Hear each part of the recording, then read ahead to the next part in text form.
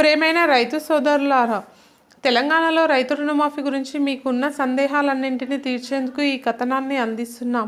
రుణమాఫీ ఎలా పొందాలి, ఎవరు అర్హులు, ఏ అర్హతలు ఉండాలి అనే విషయాలను తెలుసుకుందాం. రుణమాఫీకి రేషన్ కార్డు అవసరమా? రుణమాఫీకి రేషన్ కార్డు అవసరం లేదని ప్రభుత్వం స్పష్టం చేసింది. రేషన్ కార్డు కేవలం కుటుంబ నిర్ధారణ కోసమే ఉపయోగపడుతుంది. రేషన్ కార్డు లేకపోయినా రుణమాఫీ పొందవచ్చు. ఎవరు అర్హులు? తెలంగాణలోని రుణం ఉన్న ప్రతి రైతు అర్హుడే. చిన్న సన్నకారు రైతులకు ప్రాధాన్యత ఇవ్వనున్నారు.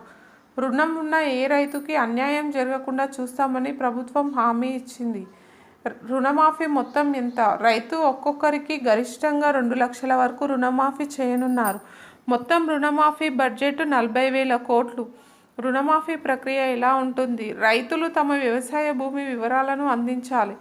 బ్యాంకులు రైతుల రుణ వివరాలను ప్రభుత్వానికి అందిస్తాయి. ప్రభుత్వం రుణ వివరాలను పరిశీలించి అర్హులైన రైతులను గుర్తిస్తుంది.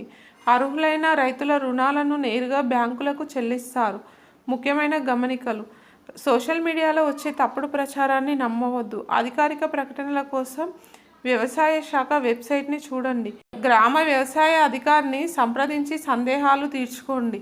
రుణమాఫీ ప్రయోజనాలు: రైతుల ఆర్థిక భారం తగ్గుతుంది. కొత్త పంటల కోసం రుణాలు పొందే అవకాశం లభిస్తుంది. వ్యవసాయ రంగంలో పెట్టుబడులు పెరుగుతాయి. రైతుల ఆత్మహత్యలు తగ్గుతాయి.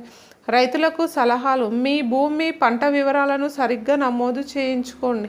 బ్యాంకు ఖాతా వివరాలను అప్డేట్ చేసుకోండి. రుణమాఫీ ప్రక్రియ పూర్తయ్యే వరకు ఓపికగా ఉండండి. ఏవైనా సందేహాలుంటే అధికారులను సంప్రదించండి. ముగింపు: తెలంగాణ ప్రభుత్వం రైతుల సంక్షేమం కోసం చేపట్టిన ఈ రుణమాఫీ పథకం వలన లక్షలాది రైతు కుటుంబాలకు ఉపశమనం లభించనుంది. రైతన్నలందరూ ఈ అవకాశాన్ని సద్వినియోగం చేసుకొని లాభం పొందాలని ఆశిస్తున్నాము.